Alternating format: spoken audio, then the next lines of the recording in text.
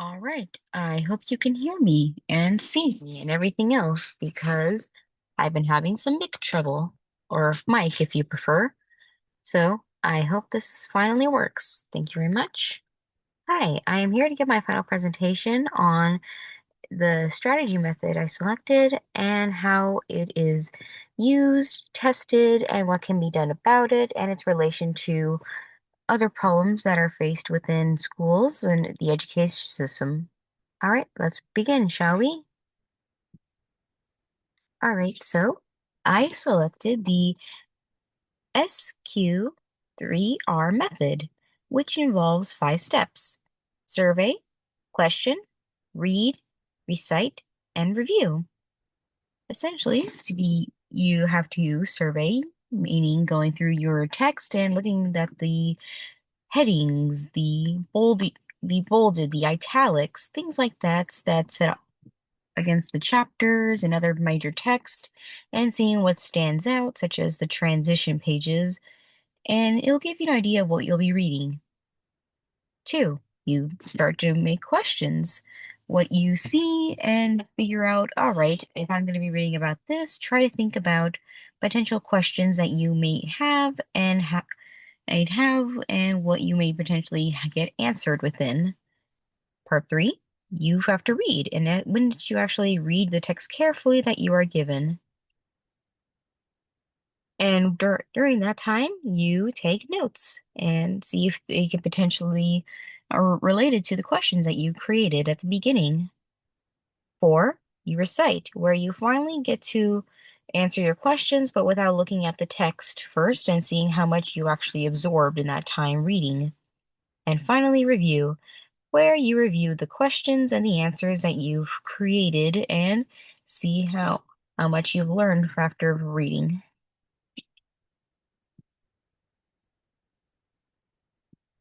All right, so the strategy essentially is helpful because it helps with reading comprehension and it's useful for essentially longer textbooks where or just chapters and assigned readings in general where a lot of students may not be used to, especially for college level reading courses.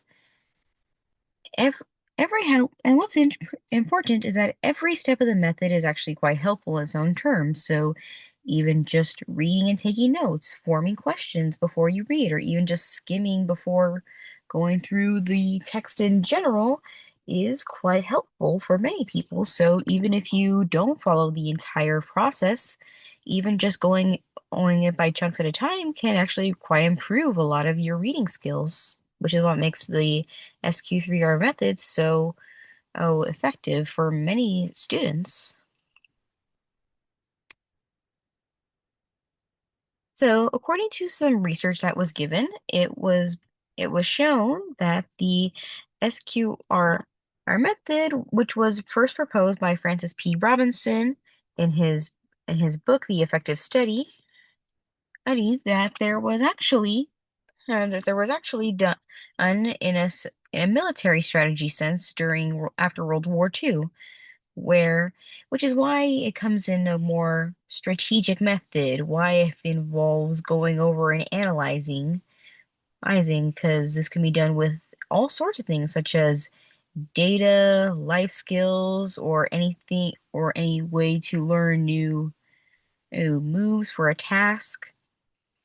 When this method is talked about by other educators and professionals, it's bu- it's shown that the data that received kind of gives perceptions of the method that is actually quite positive, especially for students that are typically not used to reading such much longer text of pages they are given, and more so they actually absorb what they're reading rather than just having the information go in one ear and out the other. And it's especially far more effective than even typical learning strategies like cramping, and tends to be quite helpful for even those who are more used to more unethical means such as AI or just cheating, and proving that it's not just highlighting in flashcards that can be done to study.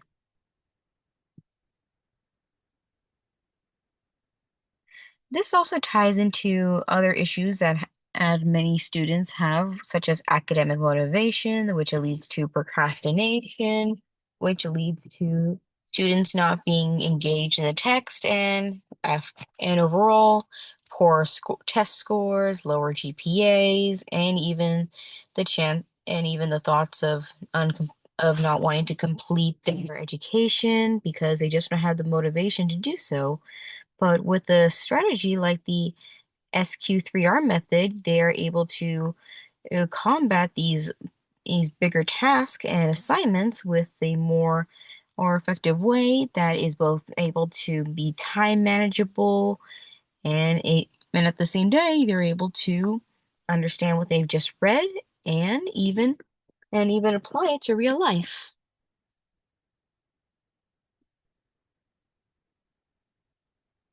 All right, to quote Van Blerkum, many factors influence motivation, but goals, self-efficiency, and effort have the greatest impact on academic motivation. By setting goals at any class, working hard, increasing your level of interaction, and using active learning strategies, you can increase your level of motivation.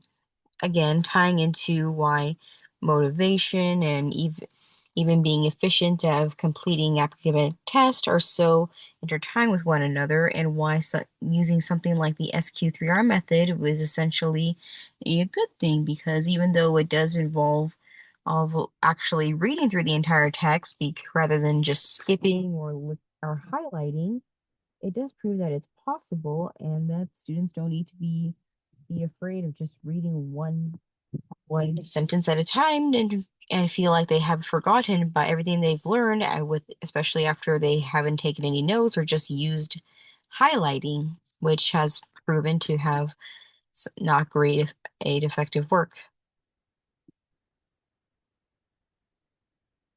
Back to its origins, this was formulated as part to assist military personnel in becoming more proficient readers, and because of this, as people who implement the SQ3R method are not only just looking for the answers that are hidden within their textbooks, but they're also understanding how to engage with the learning material, even if no matter how long the text actually is.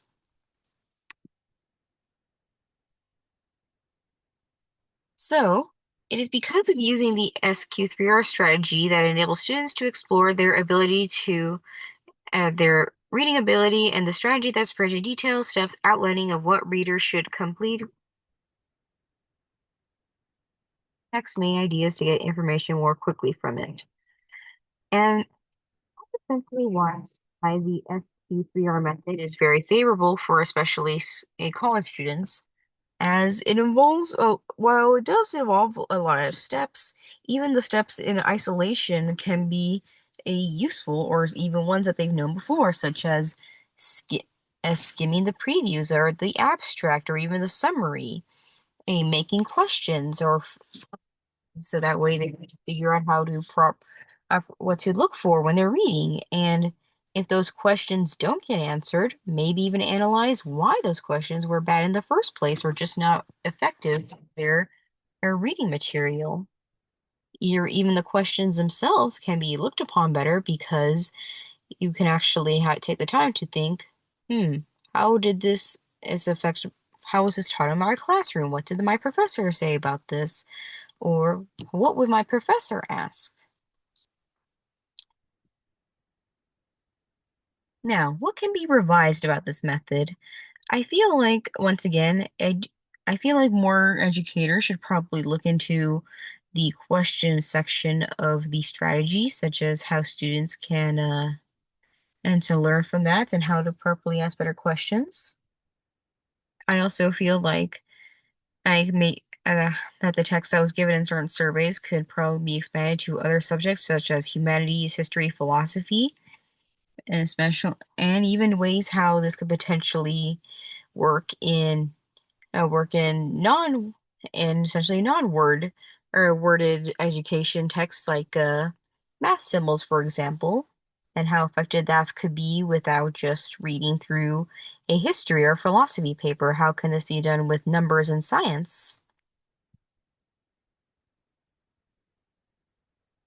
And more importantly, I also feel like it's important to understand that if one step of the process isn't completely working, try to see what steps do work and how to improve working on steps like, oh, I didn't review it as well. Maybe I didn't skim properly and I just didn't feel like this was important enough to skim.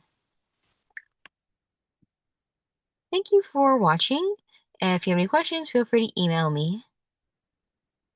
And here are all the lovely resources that I have provided for my slideshow. Thank you very much.